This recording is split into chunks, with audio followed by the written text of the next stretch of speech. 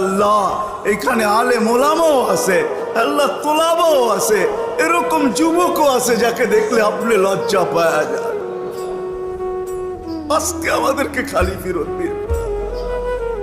এরকম মুখ্যম সময় মনে হয় আর আমরা পাবো না,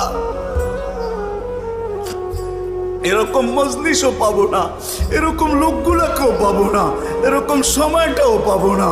বিদায় আল্লাহ, আমরা আজকে পিছের কিছু নিয়ে উঠতে চাই না, আমরা চাই আমাদের পিছনেরটা আজকে পরিষ্কার হয়ে যাক।